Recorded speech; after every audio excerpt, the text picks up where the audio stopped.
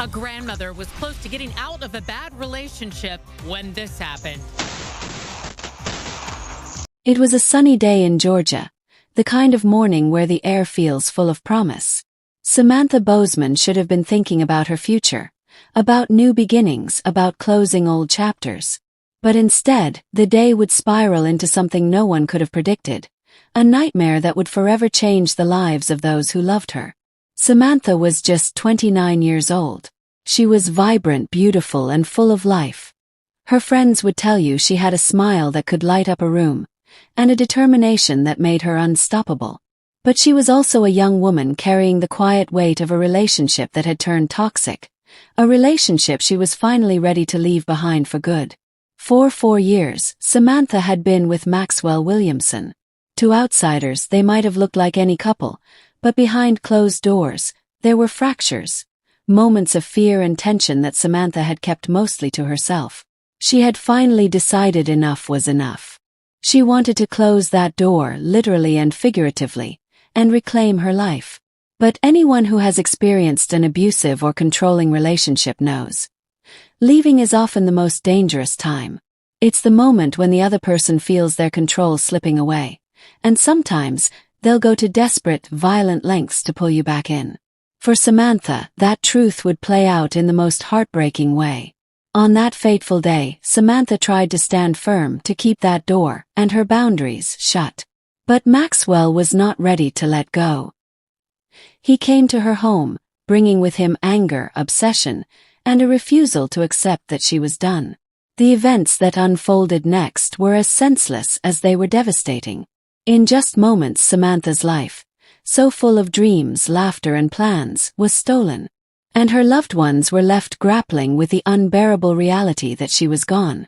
What makes her story even more haunting is how common it is. Every year, countless women face violence when trying to leave abusive partners, and too many never get the chance to start over. This is the story of Samantha Bozeman. It's a story about love turned dangerous, about the courage it takes to leave, and the systems that so often fail to protect victims. It's also a reminder, for all of us, to listen when someone says they're in danger, and to take those words seriously. Because Samantha's death was not just a tragic twist of fate. It was preventable. And by telling her story, we keep her voice alive. And maybe, just maybe, help someone else walk away before it's too late. Samantha Bozeman was more than just a name in a news headline. She was a whole person with layers, passions, and a personality that drew people in. Friends remember her as someone who had the rare gift of making you feel like you were the only person in the room when she was talking to you. She had an energy that could brighten even the dullest day, and a laugh so infectious that it could ripple through a crowd like a spark catching fire. She grew up in Georgia, surrounded by family and friends who adored her. Samantha's upbringing was filled with warmth, Sunday dinners with loved ones, afternoons spent sharing stories, and a deep sense of community. She wasn't someone who took relationships lightly. Once you were in her life, she made sure you knew you mattered. Her loved ones often described her as fiercely loyal. She was the type of person who would show up for you at 2 a.m. if you called, no questions asked. She celebrated others' victories like they were her own and comforted them through heartbreak without hesitation. That kind of steadfastness made her an anchor for many people around her. Samantha also had a creative streak. She loved expressing herself through her style. She had a way of putting together outfits that made her stand out without even trying. Friends say she carried herself with grace but wasn't afraid to be bold when it came to pursuing the things she wanted in life. She had dreams, too, big ones. Samantha talked about traveling, about starting her own business, about creating a life that was fully hers. She was in that stage of young adulthood where every new year felt like a blank canvas, waiting for her to paint it with her own vibrant colors. But what made Samantha truly special wasn't just her charm or her ambition. It was her heart. She genuinely cared for people, even when they didn't always treat her with the same kindness. That compassion was both her greatest strength and, at times, her greatest vulnerability. Like so many young women, Samantha believed in love. She wanted a relationship built on trust, mutual respect, and shared dreams. When she met Maxwell Williamson, she thought she might have found that. But love, when tangled with control and manipulation, can become something entirely different. Before the tragedy that took her life, Samantha was in the middle of trying to rewrite her story, to take back her independence and step into the next chapter. She had no way of knowing just how much danger lay in that choice, or how quickly everything would be taken from her. When Samantha met Maxwell Williamson, the relationship began like so many others, with excitement, late-night conversations, and the feeling of being truly seen. At first, Maxwell was attentive, charming, and seemed genuinely interested in her happiness. Friends noticed how his presence seemed to light her up in those early months. But over time the dynamic began to shift. What started as small, almost unnoticeable signs of jealousy grew into patterns of control. He became critical of who she spent time with, questioned where she went, and slowly began to isolate her from friends and loved ones. Samantha, like many in her situation, tried to reason with it, telling herself it was just because he cared or loved her deeply. As the years went on, the tension between them escalated. Their 4-year relationship became a cycle of ups and downs, with moments of tenderness followed by periods of conflict. Maxwell had a way of pulling her back in, apologizing and promising change, only for the old behaviors to resurface. Those close to Samantha could see the toll it was taking on her. She seemed more anxious, more guarded, and sometimes less like the vibrant young woman they knew. Still, she stayed, perhaps hoping that the man she had fallen in love with in the beginning would return, or that things could go back to how they once were. Friends later recalled how Samantha would sometimes downplay the problems, saying they were working through it, or that every couple has issues. But behind the scenes, she was growing increasingly aware that this relationship was not healthy for her. She began to imagine what life might look like if she walked away. Ending a relationship like theirs is never as simple as just walking out the door. There are emotions, history, and often fear tangled together. For Samantha, that fear was justified. Maxwell had shown flashes of anger that made her uneasy, and she wasn't sure what he was capable of if she truly cut ties. By the 4th year, Samantha was ready to take that step toward freedom. She began confiding in friends about her decision to leave and started putting physical and emotional distance between herself and Maxwell.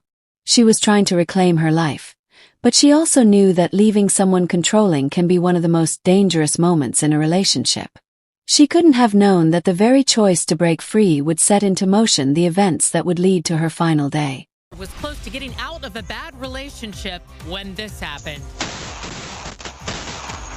She had shut and locked her front door, and he shot 4 times through her front door, hitting her 3 times. Samantha Bozeman tried to close the door on her 4-year relationship with Maxwell Lartery, and in retaliation, he fired a gun through her front door, captured on Ring video, and killed her. And there's another video that I have where he's saying, if you come outside, I'm gonna shoot your house. Who say Max Lartery fired 4 shots through the door, and 3 of them struck Samantha Bozeman, mortally wounding her. Trial prosecutors say Lartery, 33 at the time of the shooting, had not been contributing to the household bills and wanted Ms. Bozeman, 51 at the time, to give up custody of 2 of her grandchildren, whom she had adopted. Samantha's decision to end her relationship with Maxwell wasn't made overnight.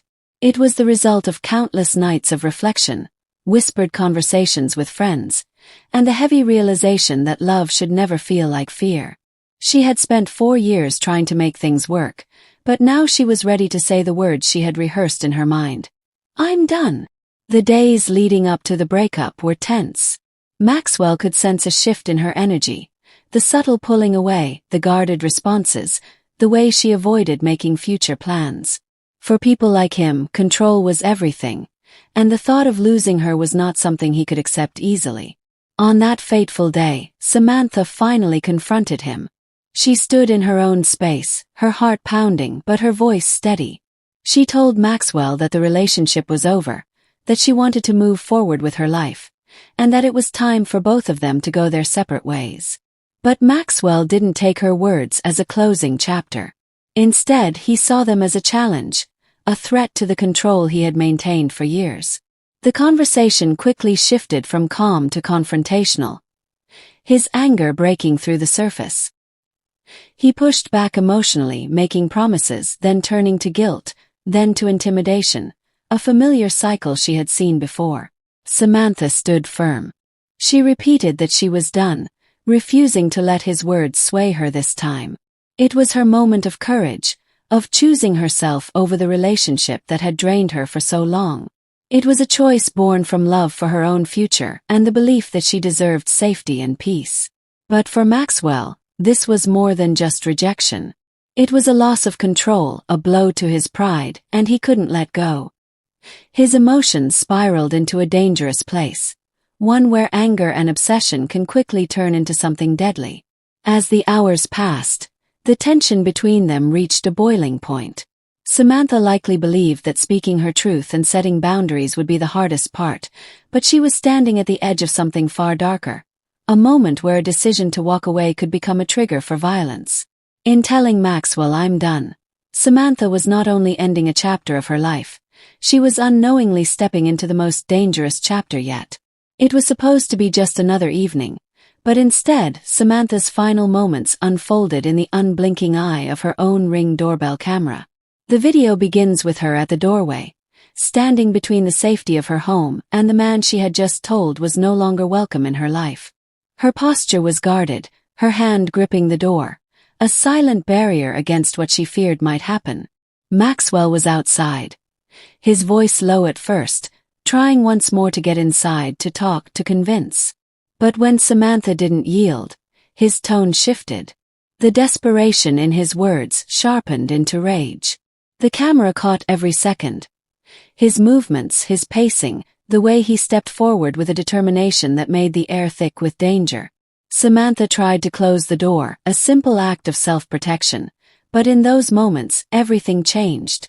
Maxwell lunged, forcing his way forward.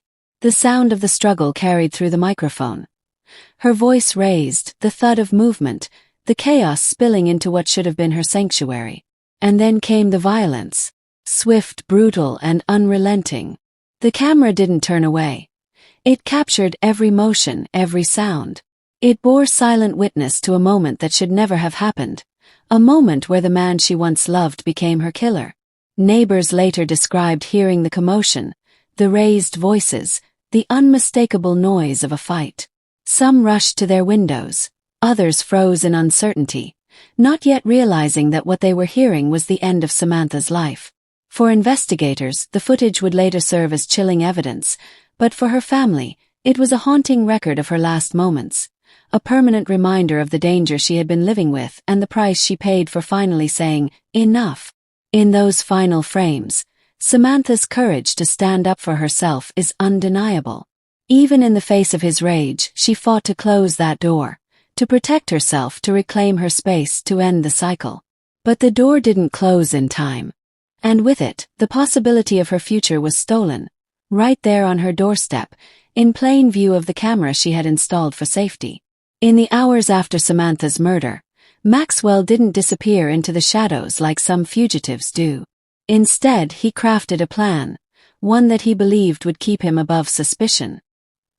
He headed to a Hooters restaurant, settling into a seat as if it were just another night out. To anyone watching, he was calm, casual, maybe even in good spirits. It was a deliberate move. By placing himself in a public setting, surrounded by witnesses and receipts, Maxwell thought he could build an alibi. He ordered food, chatted with staff, and made sure people saw him there.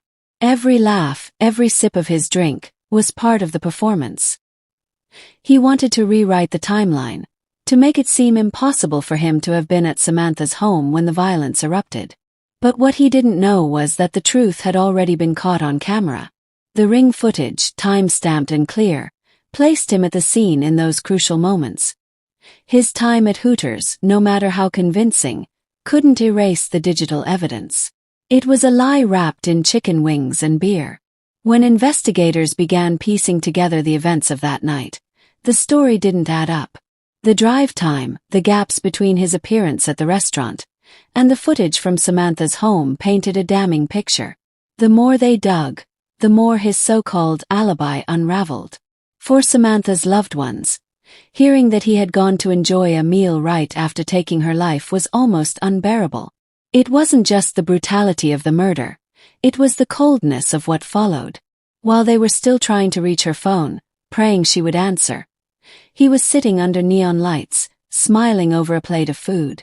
The public would later learn about his stop at Hooters, and it became yet another piece of proof that this was not a crime of passion alone, but a calculated act followed by a calculated cover-up. He hadn't just lashed out. He tried to manipulate reality itself. In the end, the Hooters alibi didn't save him.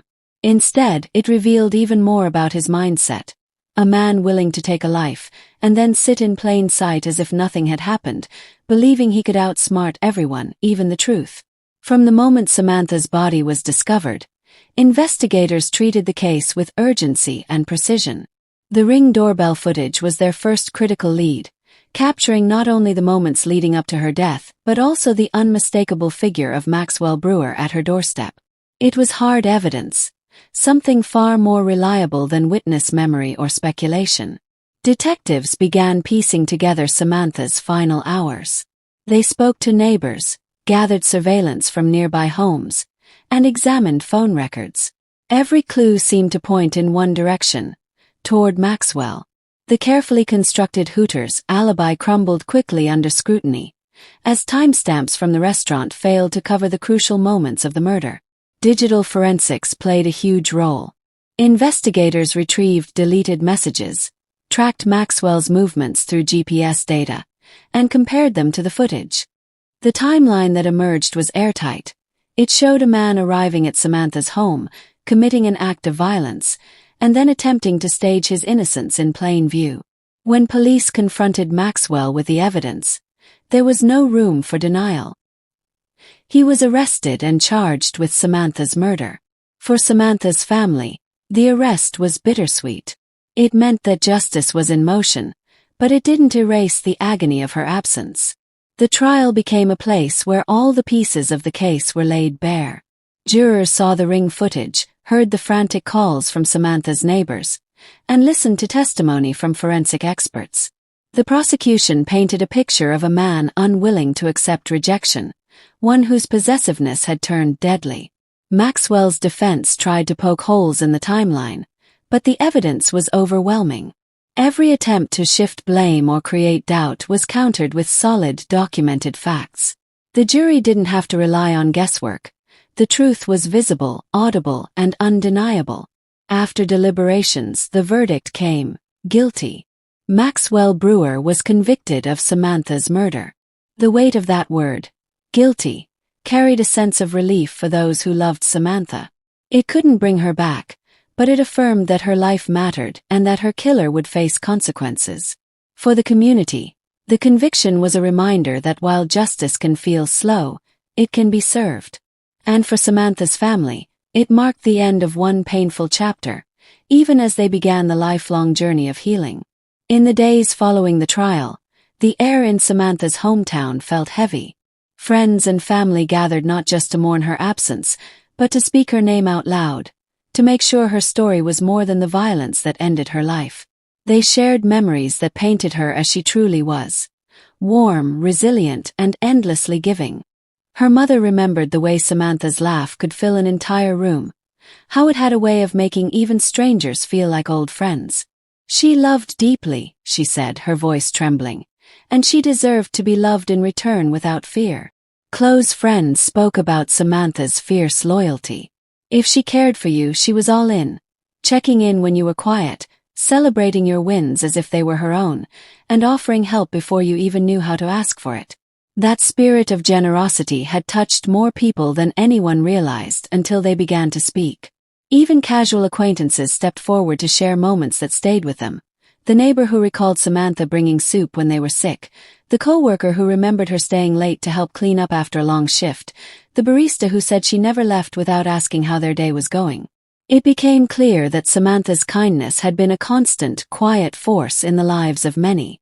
Her daughter's friends and classmates, too young to fully process the tragedy, still found ways to honor her. They drew pictures of flowers, sunshine, and hearts, gifting them to Samantha's family as symbols of the joy she had brought into the world. It was a child's way of saying, "We remember her." The grief in the community was profound, but so was the love. Candlelight vigils lit up the night sky, casting a warm glow over faces streaked with tears. In that light, people found both sadness and solidarity, a shared acknowledgement that Samantha's life mattered and that her story would not be silenced. Her family created a memorial scholarship in her name, aimed at supporting young women pursuing careers in social work and community service, fields Samantha had once dreamed of entering. It was a way of turning loss into legacy, of ensuring that the goodness she carried forward would continue to ripple outward. Through the grief, one thing became clear. Samantha was more than the crime that took her. She was a daughter, a friend, a neighbor, a light in the dark. And though her life was cut short, her impact was indelible. Speaking her name, telling her story, and living with the same generosity she showed became the community's way of keeping her spirit alive. Samantha's story is more than a tragedy. It is a sobering reminder of how quickly love can turn into danger, and how important it is to recognize the signs before it's too late. Her journey through a long, complicated relationship is not unlike that of many others who stay, hoping things will change. But the reality is, change without accountability rarely comes. For her family, the hardest part is knowing that Samantha tried to take the brave step of walking away. She said, "I'm done." She was ready to reclaim her peace. But in situations where control and obsession have taken root, leaving is often the most dangerous time. It's a truth that many don't fully grasp until it's too late. This case raises urgent questions about how society, friends, and authorities can better protect those in the throes of domestic abuse, especially during and after a breakup. It calls for stronger systems, faster responses, and the understanding that just leaving is not a simple or safe option for everyone. Her loved ones hope that by telling her story, others will take the red flags seriously. Isolation, controlling behavior, obsessive monitoring, emotional manipulation. These are not signs of love. They are warnings. And no one should feel ashamed for seeking help when they appear. To honor Samantha, we can each take small but meaningful steps. Listen without judgment when someone opens up about relationship fears. Know the resources in your area, and don't hesitate to speak up if you see someone in danger. Silence and inaction can be just as harmful as the violence itself. Communities can also play a role by hosting awareness events, supporting shelters, and advocating for stronger protective laws. When people unite, they create an environment where victims feel safer stepping forward, knowing they won't be met with disbelief or blame. Samantha's life was filled with light and kindness, and though it was stolen too soon, the lessons she leaves behind can save others. By speaking her name, by sharing her story, and by taking action in her memory, we ensure that her death is not just another headline, but a catalyst for change. If Samantha's story has touched you today, please don't let it end here. The most powerful thing you can do right now is keep her memory alive. And that starts by sharing her story. Someone in your circle might be in a dangerous situation and not even realize it yet. Your share could be the lifeline that opens their eyes or gives them the courage to reach out for help. If you've been moved by what you've heard, please give this video a like. It may seem like a small thing, but every click tells the platform that this story matters, that it's worth showing to more people who might need to hear it. It's one simple act that could multiply Samantha's impact far beyond this screen. Leave a comment below, not just for me, but for Samantha's family who may read your words. Share your thoughts, your prayers, or even your own experiences. You never know whose heart your words might reach or who might feel less alone because of what you've shared. If you haven't subscribed yet, now is the time. This channel is committed to telling the stories that deserve to be heard. Stories that can teach us, unite us, and hopefully prevent future tragedies. By subscribing, you become part of a community that refuses to let these lives be forgotten.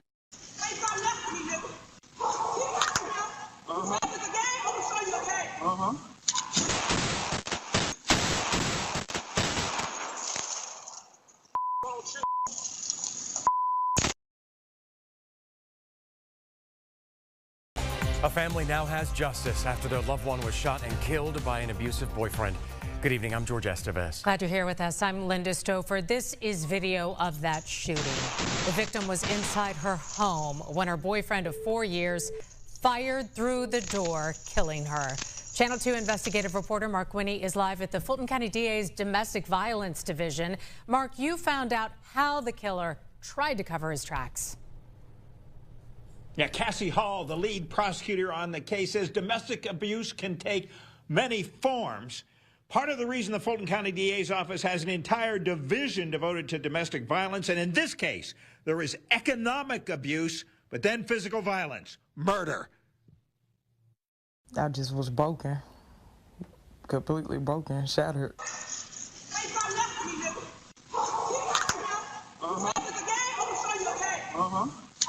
We're tired of burying our women to abusers.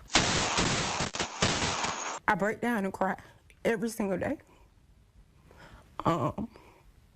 Some days I don't even want to go on. It's like, okay, you guilty. Dang, my mom still is not gonna hug me. And my mom's still not here. But he needs to be locked up. Samantha Bozeman tried to close the door on her 4-year relationship with Maxwell Lartery, and in retaliation, he fired a gun through her front door, captured on Ring video, and killed her.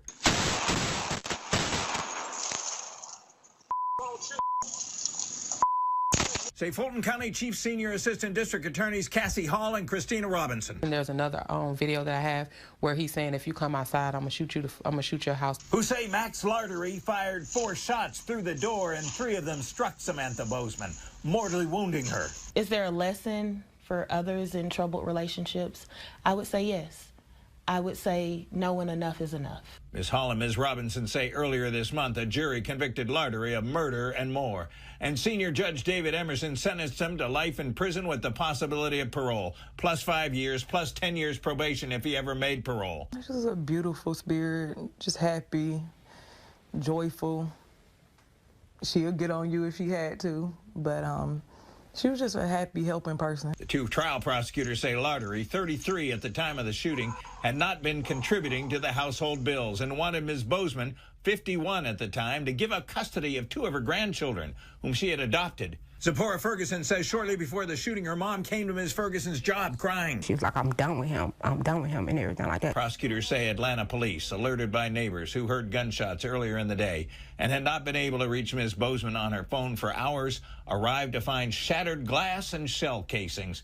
And in her kitchen, police found Samantha Bozeman dead, though she had been alive and bleeding for some time and might have lived if Lartery had called for help soon after the shooting. He's walking down the street calling her out of her name. He's still making threats. Instead, Ms. Robinson and Ms. Hall say Lartery traveled about Metro Atlanta, trying to establish an alibi, finishing the night at a Hooters, though by that time her death had been discovered hours earlier. District Attorney Fonnie Willis. As this grandmother lay and bleed out in her very home, he was gallivanting all through the town, ending his night at a Hooters. It's just a horrible disregard for life. People think of domestic violence as just physical, but it can be economic abuse. He wasn't paying bills. He wasn't being a responsible male. She was able to be financially stable, travel around a lot, and she just wanted to genuinely help Max.